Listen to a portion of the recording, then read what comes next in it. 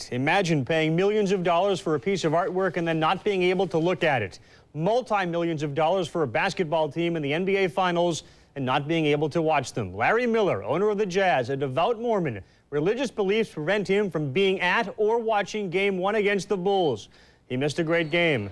Maybe ultimately he was happy he didn't see it. Malone, first trip to the Finals. Jordan focused on the fact that maybe he didn't win the MVP this year. Another champ, Muhammad, at Game 1. Jazz coming out firing early. Malone to Foster. He scored 6. Jazz by 3. And forget any first-time NBA championship jitters. Bulls answer. MJ. Scotty. Bulls down 4 at the break. His ankle hurt him a little in the first half. He played over 40 minutes in the game. Stockton, Malone, Jazz by 2 after 3. The mailman reopens a cut on his right hand. Would that matter? MJ starts the fourth quarter on the bench. Would that matter? In crunch time, Malone from 18 feet away. He was 10 of 22 from the floor, and the Jazz are up 5. Back comes Mr. Jordan. Backing down, Jeff Hornacek. He spins, hangs. It goes. Jazz lead down to 1. Less than 2 minutes to go in the game. Malone, Stockton, pick, roll, legal. Jazz 79, Bulls 78. Back comes Mr. Jordan. This time, the miss. Key play. Ron Harper gets in there to Pippen, and the Bulls are up 2. Less than 60 seconds to go. John Stockton. He gets behind the arc. He had 16. Jazz up 1. Jordan ties it with a free throw. Jazz possession now. They miss on the rebound. Look at the worm holding Malone. Karl Malone gets 2 free throws with 9 seconds left. A chance to give the Jazz the lead. Another chance to give the Jazz the lead. And he missed them both. Bulls ball. Timeout with 7 to go. Who are you going to go to? Bushler? Pippen? No. Jordan. We've seen it before. Brian Russell, pretty good D. Game. Michael Jordan again, 84-82. The mailman leaves dejected. Take another look. Russell was there, tried to pick his pocket, and he paid the price. We'll see you for Game 2 Wednesday. A little bit of a Tiger Woods type fist pump there at the end, too, for MJ. For sure, this is all going to be about the old MVP, what he did, and what the current MVP didn't do. Jordan did recently say Malone's winning of the award was his motivation for the series. I think that motivation has been served. We'd like to have made somebody else shoot the shot, but we didn't get to it. He made a tough shot. He didn't get to the basket. He didn't have a free one, but he made it. So.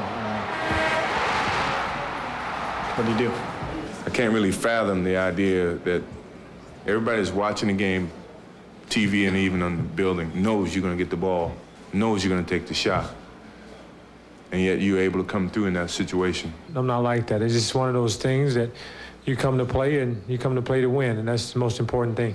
But like I said, I don't have any excuses, and I'm not going to use any. Excuses easy. Everybody use them. I don't have any.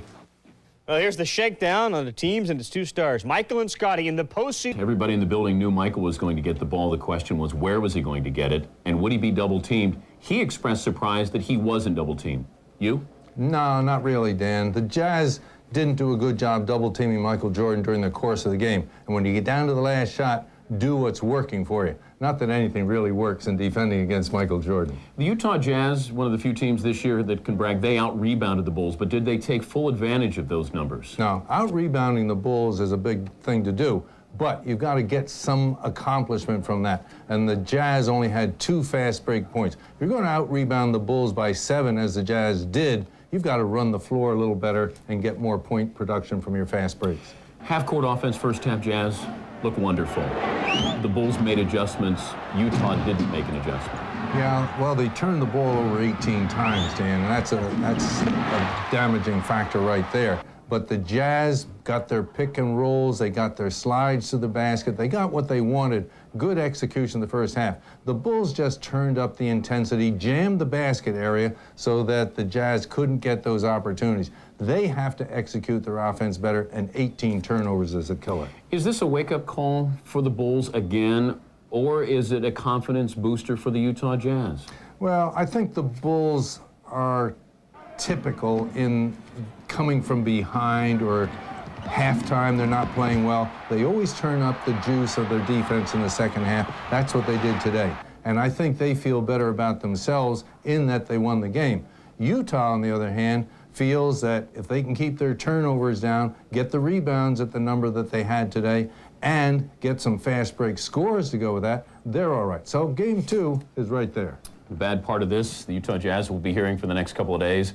What went wrong? Why didn't they double team Michael? And Karl Malone, why didn't you make the free throws? One other coaching note that may have some effect on Phil Jackson's future, David Aldridge reporting that it looks like Chuck Daly will become the new head basketball coach of the Orlando Magic. 2 years, $5 million per year. The team will hold an option for the third year. That contract just happens to coincide with Penny Hardaway's 2 years remaining in Orlando. Our coverage will continue throughout the week on SportsCenter. For Jack Ramsey, I'm Dan Patrick. Now back to the studio.